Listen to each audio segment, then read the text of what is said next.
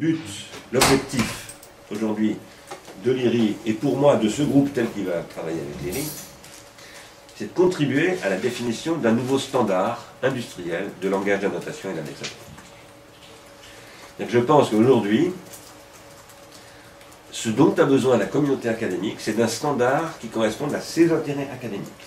Les standards qui sont aujourd'hui disponibles, à mes yeux, ne correspondent pas aux intérêts de la communauté académique. Ce sont des standards qui ont été élaborés pour l'armée américaine avec SGML ou d'autres, mais ces standards-là, et maintenant pour, disons, Google ou Facebook, et ces standards-là, et là je parle de langage d'annotation et d'indexation.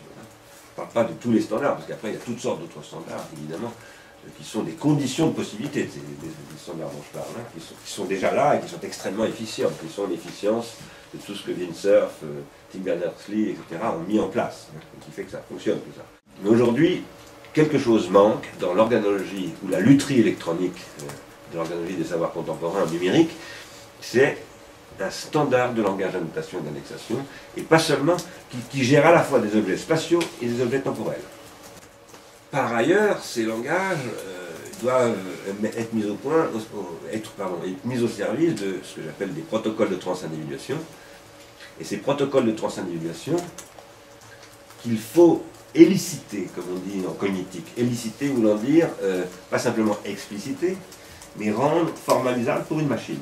Là, on a besoin d'une élicitation des processus de transindividuation. Qu'est-ce que ça veut dire, les processus de transindividuation? Ça veut dire que comment, depuis mon indexation personnelle, moi, par exemple, Stigler qui indexe mes propres cours, et des indexations faites par des indexeurs comme Josiane Mouton, par exemple, qui indexe à Clermont-Ferrand les cours de pharmacon.fr, et une personne qui fait ça depuis longtemps, qui transcrit aussi.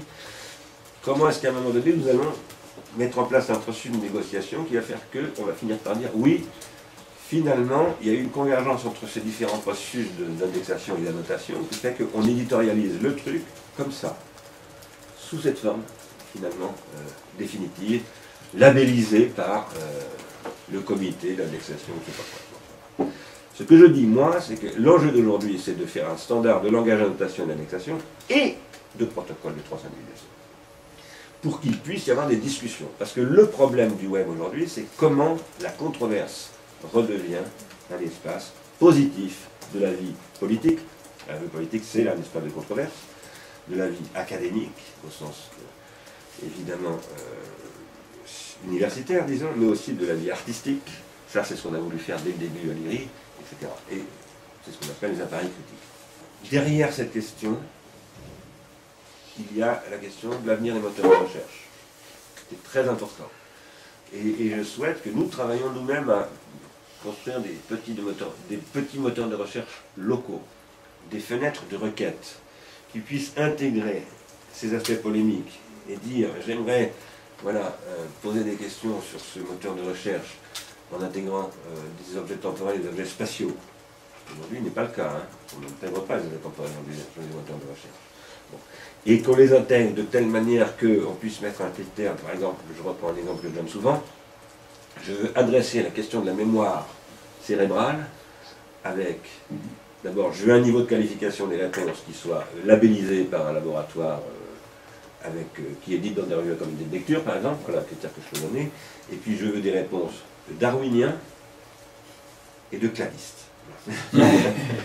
Donc je veux avoir d'un côté le point de vue des darwiniens, de l'autre côté des anti-darwiniens. Ça repose évidemment sur des communautés contributives développées. Ça veut dire qu'il faut que des grandes communautés publiques, des États, des grandes universités, etc., décident de s'engager dans ce genre de choses. Mais à mon avis, ça se fera très bientôt. Et c'est peut-être certainement pas nous qui le ferons, mais j'aimerais bien que nous y contribuions.